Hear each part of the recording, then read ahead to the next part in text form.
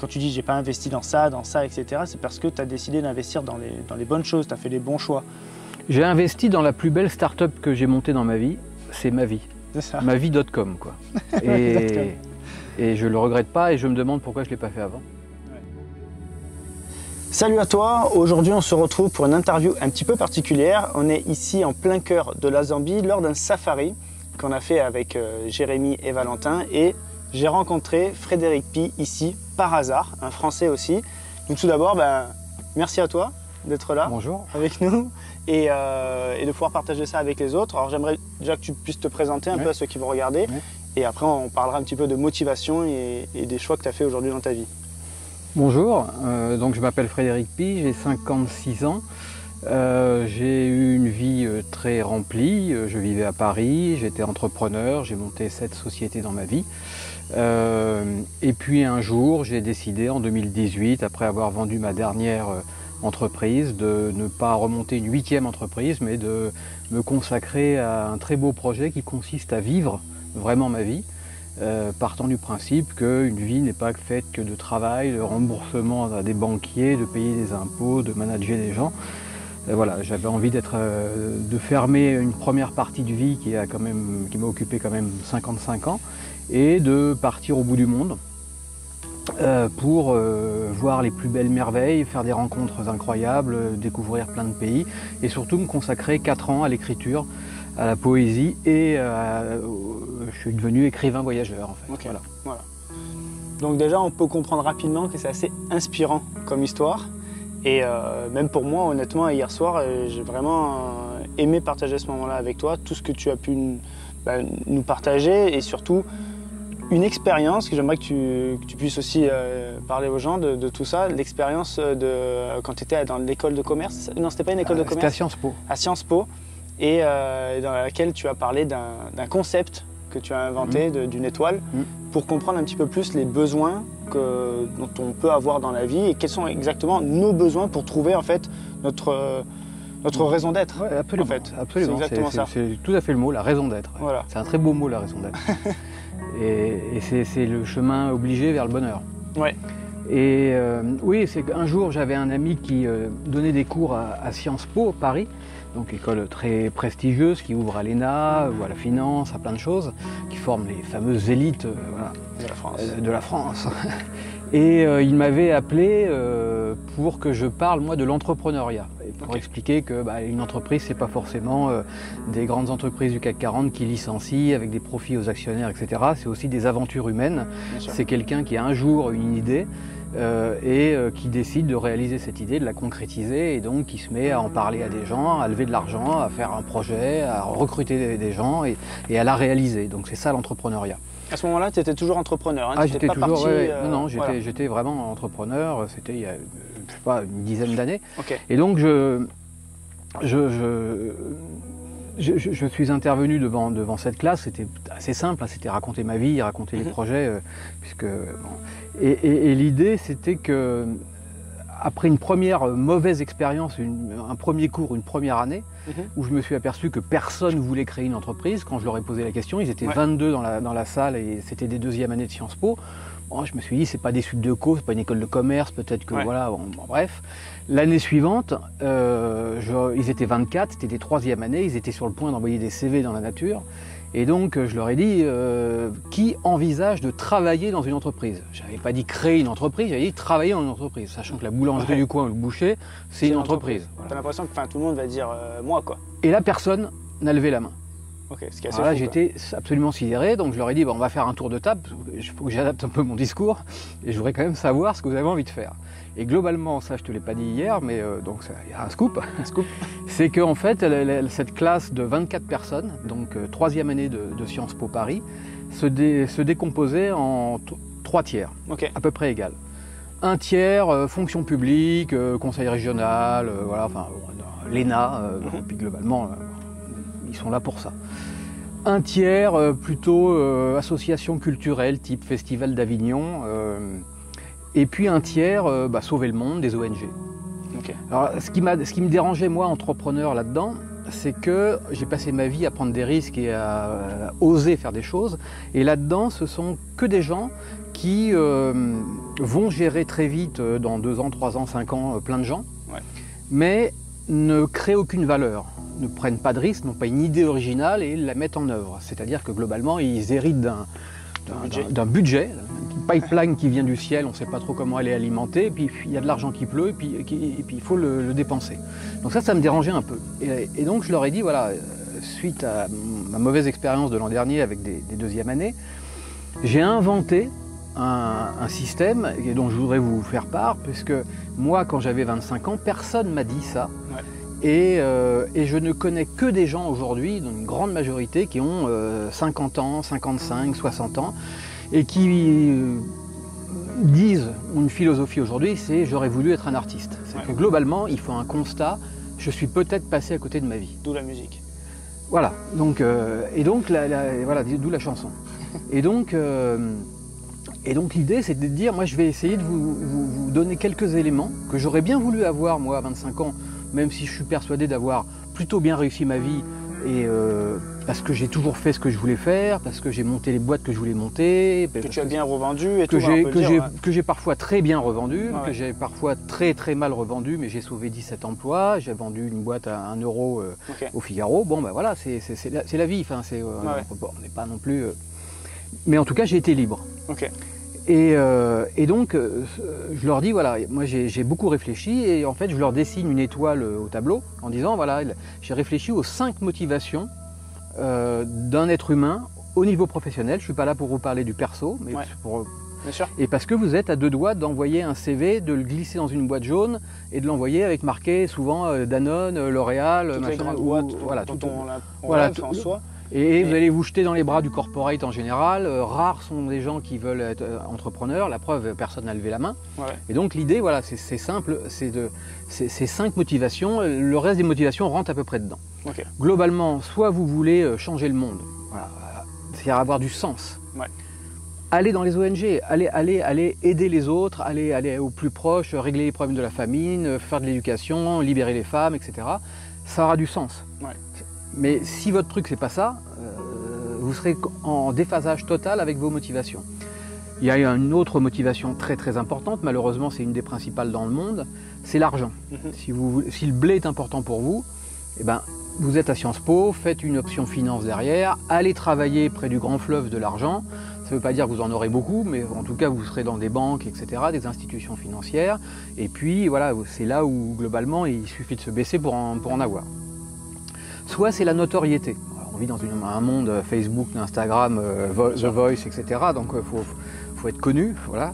Et donc il faut avoir des likes. Donc la notoriété, globalement, je sais pas, faites du cinéma, allez travailler dans l'audiovisuel, dans la télévision. Ça ne veut pas dire que vous serez connu, mais ça veut dire que vous fréquenterez des gens connus et que ça satisfera, je veux dire, un besoin de lumière. Voilà. Vous serez le metteur en scène de la lumière des autres peut-être, ou de vous-même. Bien sûr.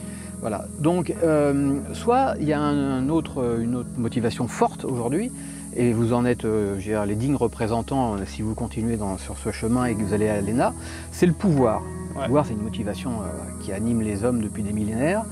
Et donc, faites l'ENA et allez travailler, faites des lois, prenez le pouvoir, soyez homme politique, rentrez dans des partis. Voilà, et si c'est votre truc, c'est comme ça qu'il faut faire.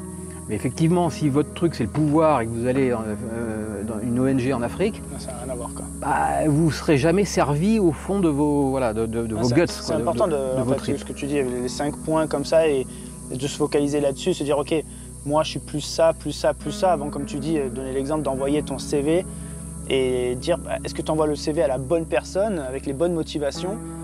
Oui, parce que si tu marques L'Oréal dessus, je te promets que dans 30 ans, tu feras du marketing de biens de consommation et tu n'auras pas décollé, puisque la France est un pays où on aime bien les étiquettes et on a beaucoup de mal à sortir de la case. Et donc l'idée, c'est de dire, il y en a une 5e, et il y en a même une 6e sur laquelle je vais venir, mais je n'étais pas du tout programmé, on me l'a dit plus tard, pour l'inventer, c'est pas dans mon ADN. Donc la 5e, je suis l'homme le plus mal placé pour dire que c'est pas une bonne motivation, c'est l'indépendance. Si ton truc c'est d'être indépendant, si tu as du mal à supporter qu'on t'explique comment il faut faire les choses, si tu as envie d'avoir les rênes même de ta micro-entreprise, si tu veux, mais tu veux entreprendre ta vie, sois entrepreneur. Tu vas vivre tes plus grandes insomnies, tu ne sauras pas souvent comment payer tes salariés, mais en même temps, tu vas prendre vraiment... Beaucoup de sacrifices aussi. C'est des sacrifices, du sacrifices familiaux, enfin voilà. Mais c'est les plus grandes joies du monde, enfin voilà, en tout cas pour moi. Et puis il y a une 6e motivation, donc c'est une étoile à 6 branches, qui est le défi technique. C'est l'ingénieur, c'est l'expert, c'est le type qui cherche un vaccin, c'est le type qui construit le viaduc de Millau, qui veut mettre au point une fusée. Bah, il ne sera pas forcément connu, il n'y aura pas forcément d'argent, de pouvoir, d'indépendance, etc. Mais il aura résolu un défi technique. Voilà. Voilà les 6 grandes motivations. Et alors, je leur présentais ça, et après, l'idée, c'était de dire, maintenant, vous allez prendre un papier blanc, vous allez noter les 6 motivations, enfin à l'époque, c'était les 5, et je leur ai dit, égal 100%. Donc c'est comme un cocktail, à vous de dire si vous êtes 25% indépendance, le blé 12%, enfin, faut que ça tombe à 100%. Évaluez-vous et par ce biais, essayez de travailler sur voilà, vos motivations, de vous poser au moins cette question avant d'aller mettre un destinataire sur votre CV. Ouais, tout à fait. Et l'idée, c'est de dire, une fois que vous avez fait ça, reprenez un autre papier, prenez votre pote le plus proche, celui qui est censé mieux vous connaître dans la classe, après une année, voire 3 années d'école, et faites-lui le même pour vous. C'est-à-dire que lui vous évalue et qu'il dit toi je te connais, alors toi c'est un peu l'indépendance, toi t'as le goût du pouvoir, tac, tac, tac, tac, et puis que vous en parliez. Comme ça c'est intéressant de voir comment les autres vous voient aussi. Voilà. C'est trop bien ça. Voilà. Non, franchement, ça c'est un exercice incroyable que tout le monde devrait faire en fait. Absolument. Peu importe c'est pas facile. Quelqu'un qui aime beaucoup l'argent, peu importe, quelqu'un qui aime beaucoup l'indépendance. Mais au moins, ça permet de savoir qui on est en fait. Tu t'interroges. Mais en étant très honnête. Oui, c'est ça. En étant le plus honnête possible, sinon ça n'a pas de sens. Sinon, tu vas engager 30 ans de ta vie dans une mauvaise piste. Non, mais ça, et donc ils l'ont bien apprécié ça, les jeunes? Oui, c'était c'était très sympa. Maintenant, j'aimerais bien qu'on parle un petit peu plus aussi de ton expérience de vie et voilà, que tu me développes un peu comment ça s'est passé et comment maintenant aujourd'hui tu es arrivé à voyager aux 4 coins du monde et être totalement indépendant et ne plus rien avoir en soi de matériel, comme tu m'as déjà dit. Écoute, un jour, voilà, c'est un long processus en fait. Hein. On ne décide pas du jour au lendemain de tout lâcher, de tout envoyer valdinguer. Et souvent, les gens qui prennent des décisions comme ça, c'est suite à un malheur. C'est une crise cardiaque, un cancer, un divorce. Il y a Confucius qui disait une très jolie phrase, parce que les gens disent toujours on n'a qu'une vie. C'est souvent ceux qui le disent qui ne la vivent pas, qui sont engoncés dans des boulots, dans des problèmes, dans des remboursements d'emprunts, etc. Ils disent on n'a qu'une vie, mais voilà, ils ne la vivent pas. Et Confucius disait un truc beaucoup plus juste, il disait on a 2 vies. La deuxième commence le jour où tu comprends qu'on n'en a qu'une seule. Et ça marque la prise de conscience. Et moi j'ai eu une prise de conscience à un moment donné, même si c'est un long processus. Peu importe le moment en fait. Ouais, peu importe le moment, c'est le fait qu'à un moment donné, j'ai pu vendre ma dernière aventure où j'en avais vraiment soupé plus que nécessaire. J'en avais vraiment marre. Et donc j'avais vraiment envie de faire autre chose et pas forcément de réenchaîner immédiatement comme je l'avais fait tant de fois dans ma vie sur d'autres créations d'entreprises.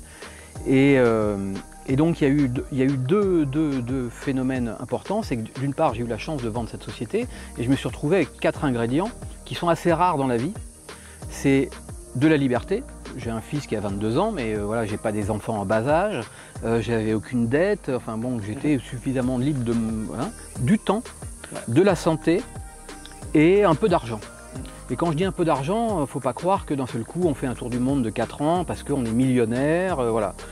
C'est simplement, j'ai pris la décision de choisir, de ne pas investir cet argent parce que je ne possède rien, je suis un vrai gitan dans l'âme, j'ai jamais en fait rien acheté de très concret, de biens immobiliers. Alors les gens me disent et après on verra. J'ai passé ma vie avec aucune visibilité à monter des boîtes, à pas savoir dans 3 semaines comment je payais 50 salariés.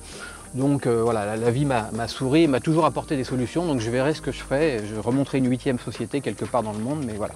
Et donc l'idée, c'est qu'un jour je suis rentré chez moi, après une journée d'entrepreneur, c'était une journée de merde, il était 21 h, je me suis assis dans mon canapé. À l'époque, j'avais un très joli appartement au cœur de Paris qui me coûtait une blinde, parce que j'étais locataire évidemment, parce que j'ai jamais rien acheté. Et puis il y a une question un peu saugrenue qui m'a traversé l'esprit, c'était de dire, s'il y a un incendie là, j'ai 3 minutes pour m'échapper, qu'est-ce que je sauve? Qu'est-ce que je prends? qu'est-ce qui est essentiel. Et pendant 20 minutes, j'ai fait le tour de mon appartement. J'ai regardé absolument tous les bibelots, j'avais une collection de photos, j'ai regardé les photos, j'ai regardé tout ce qui existait, j'ai regardé les meubles, j'ai regardé ce qui se passait dans les tiroirs. Et en fait, la réponse, c'est rien. En fait, je n'emmenais rien. Et je me suis dit, mais pourquoi payer si cher un appartement qui est merveilleusement décoré et merveilleusement meublé pour des trucs dont j'en ai rien à foutre. Ouais. Donc là, ça m'a vraiment questionné. Et puis à l'époque, c'était 6 mois avant d'avoir l'idée de vendre ma société et de savoir que je la vendrais. Je lisais l'autobiographie de Pablo Neruda, que je conseille à tout le monde, prix Nobel de poésie, chilien, et qui s'appelle « J'avoue que j'ai vécu ». Et un matin, je prenais mon café, puis j'ouvre pas le bouquin, et je regarde « J'avoue que j'ai vécu ». Et je me mets à grand berger en me disant « J'avoue que j'ai vécu », c'est quand même une phrase très simple, mais qui est capable de la dire? Ouais. Et si la mort là vient me chercher en disant « Frédéric, dernier baiser et puis on y va », oh là là, si tu peux revenir le week-end prochain parce que j'ai 2-3 encore trucs à finir, enfin, Ah ouais. donc, non, jamais on est prêt. Ah ouais, tout à fait. Et donc l'idée, je me suis dit, je vais consacrer les 20 prochaines années à vraiment vivre. De manière à ce que si un jour la mort vient me chercher, enfin, elle viendra forcément, inéluctablement, enfin, j'espère qu'elle viendra le plus tard possible, que j'ai bien vécu, que j'ai vécu tout ce que j'ai envie de vivre et sans regret, avoir fait du bien autour de moi. Et comme disait Mère Teresa, ne laissez jamais quelqu'un venir à vous et repartir sans être moins heureux. Donc voilà, l'idée c'est que j'essaie de procurer de l'émotion, d'inspirer des gens. C'est la raison aussi pour laquelle je me consacre à l'écriture. J'ai écrit un bouquin qui s'appelle Libre, écrire sur les chemins du monde. Et donc l'idée, ça a été d'un seul coup de tout bazarder. J'ai eu la chance de vendre l'entreprise et je me suis dit, allez, je vais aller vraiment vivre. Et donc je vais aller explorer le monde, rencontrer des gens, écrire, m'inspirer et passer ma vie à devenir écrivain voyageur. Ça c'est vraiment, enfin, c'est une aventure fantastique. Et aujourd'hui, par exemple, nous on te voit ici. Alors moi je sais que tu es venu seul ici. Comment tu vis aussi le fait d'être seul? Alors après, chaque personne est totalement différente. Hein. Toi peut-être, voilà, ça te dérange pas à mon avis aujourd'hui d'être seul puisque tu es là, mais peut-être d'autres personnes voudraient partir en couple, en famille, avec ses enfants. Donc toi, comment tu as vécu aussi un petit peu cette partie de la famille? Après, moi je suis un vrai solitaire, hein, donc voilà. Et puis écrire, on a besoin de temps. Il se trouve que globalement, j'ai croisé tellement de gens depuis 4 ans sur les chemins du monde. Il y a des gens qui voyagent en famille, il y a des gens qui sont seuls, il y a des gens qui sont en couple, il y a des gens qui baroudent entre amis. Je veux dire, toutes les solutions sont possibles. Ouais. Ce qui est certain, c'est qu'ils ont tous un point commun, c'est qu'ils ne sont pas millionnaires et que ce n'est pas une question d'argent. C'est une question de vouloir, c'est une question d'oser prendre sa liberté et d'entreprendre sa vie. Ouais. Et ça, voilà, c'est un choix personnel. C'est-à-dire, on ne peut pas tout avoir, on ne peut pas avoir une très belle maison, parce que j'ai l'avantage d'être à un âge vénérable, presque, et donc d'avoir plein d'amis qui sont aussi des entrepreneurs, qui ont beaucoup plus d'argent que moi, qui ont 1, 2, 3 maisons, etc. Et je me suis aperçu assez vite que les gens sont vite possédés parce qu'ils possèdent. Et ils me parlent en permanence des problèmes de toiture, ils appellent leurs domestiques pour dire « tiens, on va venir tel week-end, vous pourriez préparer le machin, etc. » Et moi, je les regarde en disant « mais c'est pas du tout ce que j'ai envie de faire. » quoi. Ouais. Moi, je me rends disponible à la nature. Et en fait, on en parlait hier soir, c'est que j'ai essayé de résumer, alors ça c'est l'écrivain en moi, la vie à 4 verbes. Ouais. Essayer 4 muscles, en fait. Et en fait, donc, globalement, ces verbes sont être, avoir, faire, et malheureusement paraître, puisque dans le monde dans lequel on vit, c'est pas sur une chaîne YouTube que je vais dire le contraire. Globalement, il y a beaucoup de gens qui passent leur temps à se photographier ou à mettre leur tronche sur une photo alors qu'il suffisait juste de photographier la montagne. Et par contre, il faut absolument qu'il soit au premier plan de la montagne. Voilà. Et donc, mon effort personnel, je pense que tous les autres verbes rentrent là-dedans. Manger, ça rentre dans faire. Acheter, ça rentre dans avoir. Voilà. Okay, et moi, j'ai supprimé 2 verbes. Donc j'essaye de marcher sur 2 jambes, sur 2 pieds, qui sont le verbe être, me rendre disponible. Voilà, je ne possède que ce que je suis. Ouais. J'ai tout vendu, mais je me suis séparé d'absolument tout. J'ai 5 t-shirts, 2 pantalons, 2 paires de chaussures, j'ai un sac de 15 kilos. Je voyage avec un Land Rover que j'ai acheté pour faire le tour de l'Afrique, mais que je vais revendre, si possible, le même prix quand je rentre. Et voilà, je veux être le plus léger possible. Et puis faire, c'est aller vers les autres, c'est voyager, c'est écrire, c'est des verbes d'action. Et là, c'est l'entrepreneur qui revient un petit peu au galop, quoi. Là, tu vois, ça c'est ultra inspirant en fait. Ces quatre verbes-là, ça te permet de comprendre vraiment énormément de choses, à mon sens. Et voilà, et chacun peut voir. En fait, c'est un peu comme l'étoile. C'est-à-dire que dans ces 4 verbes, tu vas dire qui es-tu. Ouais. Peut-être qu'il y en a un, c'est plus paraître, parce que c'est ce qu'il veut, Ouais. en fait, tout simplement, et il est libre de le faire aussi. Mais ouais, non, c'est vraiment... les 4 points cardinaux. Ouais, Il suffit de les mettre et tu dis ça. entre l'avoir et l'être, où est-ce que je me situe? Ah, Est-ce que j'ai ça. besoin de posséder Mhm. pour me sentir exister? Ou est-ce que dans un dénuement total, c'est une merveilleuse... Alors je peux te dire que le minimalisme, c'est-à-dire ne plus rien posséder, Ouais. c'est une expérience de vie extraordinaire. Bien sûr. Extraordinaire. Et c'est ultra intéressant parce qu'en fait, dans ce que tu dis, c'est pas une leçon en disant toi tu dois faire comme ça. C'est en fait il existe ça. Grâce à tout ça, tu peux trouver exactement qui tu es. En fait, et pas forcément de dire faites exactement comme moi parce que c'est la solution. Ah c'est non, la solution pour toi. Et Oui, comme le voyage. Comme le Le voyage, c'est mon truc. Ouais. Voilà, je suis Sagittaire, ascendant Sagittaire. Déjà, tu relis l'horoscope, c'est le mec qui tient pas en place. Ok. Moi, c'est le voyage, mais le mot qu'il faut retenir, c'est pas tellement voyager. On s'en fout du voyage. Tu peux voyager dans un jardin. Ouais. Tu peux voir autant de choses que moi je vois et être aussi inspiré pour écrire des bouquins si tu bouges pas de chez toi, Ouais. ou au coin de la rue. C'est entreprenez votre vie. Soyez le capitaine de votre âme, soyez l'entrepreneur de votre vie. Pas pour du blé, c'est parce que les gens disent entrepreneur, c'est pour faire du blé. Non, non. Soyez maître de votre vie, vous laissez rien inspirer et ne laissez personne vous dire que c'est impossible. Ouais. Non, mais ça c'est vraiment c'est l'essence même en fait de la vie clairement. Et c'est vrai que moi, je partageais pas mal de choses aussi dans ma formation photo-vidéo où j'expliquais aux gens une petite partie un peu développement personnel. Je leur expliquais mon parcours, les sacrifices que j'ai fait aussi dans ma vie. Au niveau de ma famille, des fois je les voyais pas du tout. Mon neveu, ma nièce, je les voyais pratiquement jamais alors qu'ils habitent en face de chez moi. Même au niveau de ma vie privée avec une fille, je me suis pendant 6 ans de ma vie, je me suis dit je ne fais rien, je ne suis avec personne parce que c'est en soi une contrainte d'être avec quelqu'un parce qu'on doit être présent pour elle. Et je me suis dit je veux être présent pour personne pendant un moment pour que ma vie se développe, pour que ma société se développe et me sentir bien après en fait.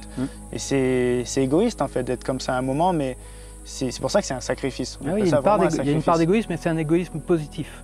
Oui, c'est ça. Un égoïsme par rapport à soi-même. C'est ça, exactement. Et aujourd'hui, maintenant, voilà, j'ai accumulé beaucoup en fait d'amour que j'arrivais pas à donner à ce moment-là, et qu'aujourd'hui, je redonne avec la personne avec qui je suis aujourd'hui maintenant, à ma famille que je revois beaucoup plus, des projets familiaux aussi que je vais entreprendre.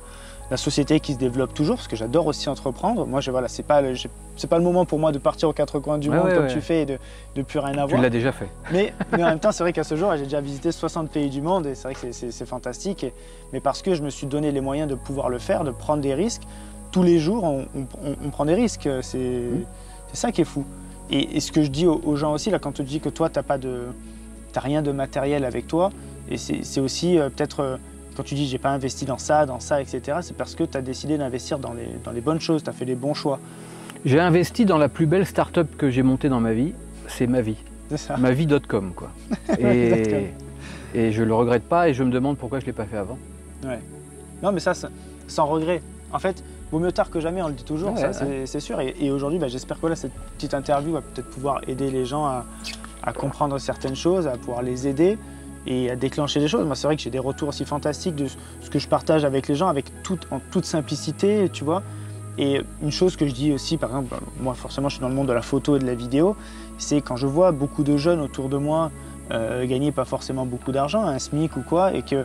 Claquer dans des conneries, tu vois, genre quand je vois des gens habillés Balenciaga, Gucci à longueur de journée, je dis combien tu gagnes? Tu gagnes 1 200 €. Pourquoi tu t'es acheté ça? Mais ils sont dans le paraître. Ils sont dans le paraître. Alors peut-être que ça leur fait plaisir d'être comme ça, tu vois. Mais quand je vois des gens qui veulent se lancer par exemple dans le monde de la photo, de la vidéo, après il y a plein d'autres domaines, je leur dis mais au lieu de balancer 1000 balles dans une paire de chaussures, avec 1000 €, tu t'achètes un appareil photo avec un objectif, des batteries, carte mémoire, et tu pars. Tu pars faire des photos, tu pars trouver des clients, tu pars créer du contenu.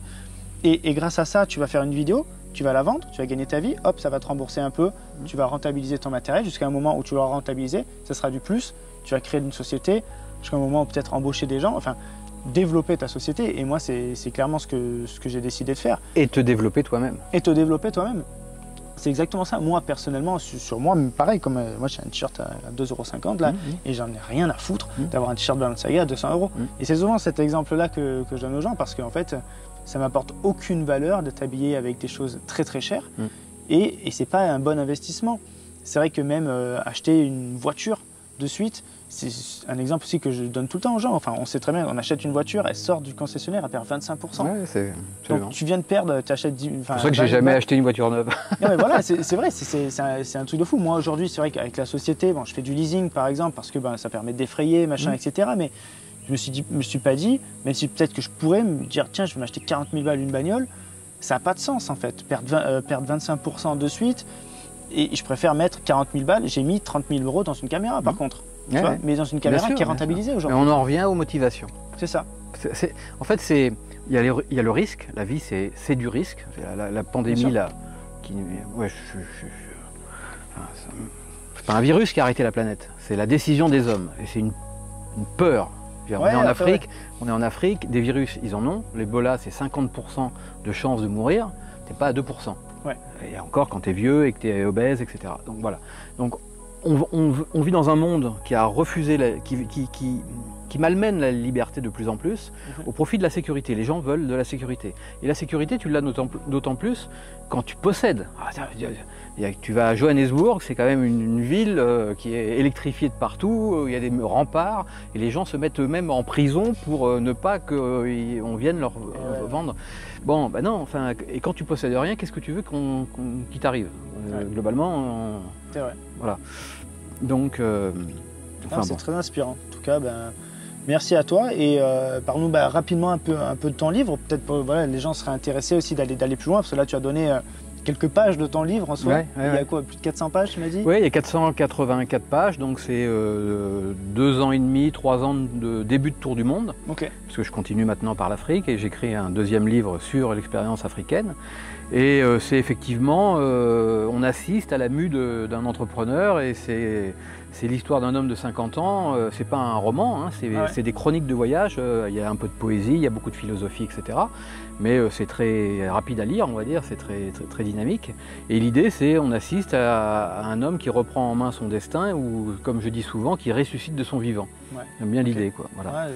Et donc on voyage avec moi en Nouvelle-Calédonie, en Tasmanie, en Australie, en Nouvelle-Zélande, en Californie, en Chili, Pérou, Mexique, enfin voilà. Beaucoup de pays. Alors ça c'est fantastique. Tu sais combien de pays tu as fait ou pas? 15 ou 18, je sais plus trop. Ok. Donc là maintenant en 3 ans. Là voilà, quel est ton but maintenant pour la suite? Finir un très joli tour en Afrique, je ne sais pas encore quand. Sortir ce livre qui s'écrit au fur et à mesure. Hein. Donc là, il y a déjà Libre qui est sorti. Il y a Libre donc, voilà, qui est en librairie, qui est en retirage également, donc qui se vend plutôt pas mal d'ailleurs. On est pour un jeune auteur comme moi. Et j'ai un blog de voyage également sur lequel je publie des chroniques, notamment les chroniques africaines. Comment s'appelle ton blog? Frédéricpi.fr tout simplement. Voilà. Ça, les gens pourront aller voir. Et donc on voit toutes les images de mes précédents voyages et ça inspire. Enfin, bon. Et puis l'idée c'est je ne me vois pas revenir en France. Hein. Okay. Donc l'idée c'est que j'ai fermé vraiment un livre de 50 ans de vie que j'ai adoré, j'ai eu une merveilleuse vie, j'ai beaucoup voyagé, j'ai fait plein de choses, mais j'ai envie de réinventer complètement ma vie. Donc je vais redémarrer sur un simple ticket de métro, une page blanche, et je vais réécrire ma vie, je vais redémarrer à 56 ans, 57 ans, loin de mes réseaux, loin de ma notoriété dans le monde du digital, en démarrant comme un gamin de 15 ans qui monte sa première boîte et on y va, quoi. Parfait, c'est tout ce que je te souhaite de kiffer la vie, quoi, en fait. Ouais. Ah ouais, ça. Je crois que tu kiffes déjà et je l'ai bien compris déjà hier soir et encore plus maintenant. Je dis sur mon blog, mais c'est pas une formule, c'est pas une pirouette, hein. Je pense fondamentalement au fond de moi, c'est ma signature, c'est je suis devenu l'homme le plus léger, le plus libre et certainement le plus heureux de la planète. Okay. Franchement. C'est incroyable. Allégez-vous. Allégez-vous. Non, c'est ça, voilà. Donc, j'espère que cette petite interview t'aura plu, que tu auras appris beaucoup de choses. En tout cas, même si j'ai déjà la même vision que toi de la vie, c'est en rencontrant encore des personnes comme toi qu'on renforce cette vision-là et qu'on se dit « Ok, je suis dans le bon chemin, en fait. » Après, chacun son chemin. Absolument. Parce que moi, par exemple, je peux donner l'exemple de ma mère qui est très casanière, si elle faisait ça, peut-être qu'elle ne voudrait pas forcément arriver ici. Il y a des gens qui n'ont pas forcément les mêmes envies et tout ce que tu as expliqué, ça permet à chaque personne en fait, de se diriger exactement vers ses besoins et ses envies. Par contre, il y a une vérité qui est valable pour tout le monde, même si chacun doit trouver son propre chemin. C'est que le plus beau chemin pour aller vers soi-même et se connaître soi-même, qui est quand même un des buts principaux d'une vie, connais-toi toi-même, disait le philosophe grec, c'est d'aller vers les autres.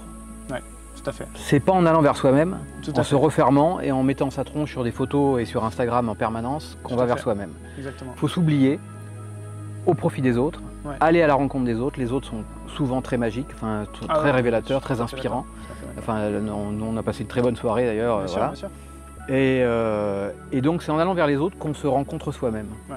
Et comme je te disais hier soir, mon voyage à Madagascar, c'était exactement en fait, ce qui m'a permis de comprendre ce que tu viens de dire, en allant vers ces gens-là. Et aujourd'hui, maintenant, je vais aussi vers les animaux.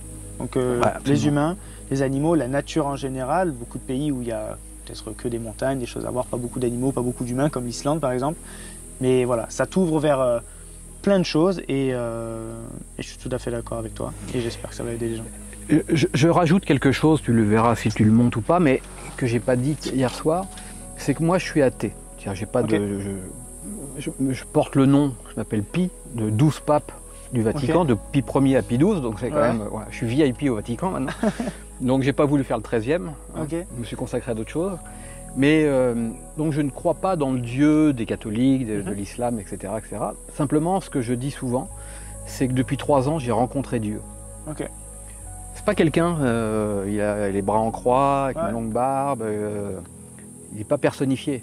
Dieu, je le rencontre, mais quotidiennement, et il m'inspire incroyablement. Pour moi, il ne s'appelle pas Dieu, ça s'appelle la nature, la beauté invraisemblable de la planète, et le génie du vivant. C'est que quand tu passes des heures à observer des animaux, des insectes, des fourmis, etc., que tu as du temps pour ça, et que tu écris des chroniques de voyage qui sont un peu comme La Fontaine, qui parle des animaux, mais ça finit sur la société des hommes, tu t'aperçois que la vie est d'une complexité, d'un génie, d'une beauté, et c'est ça le divin, en fait. Et c'est ça qu'il faut respecter, il faut arrêter de sacrifier cette planète.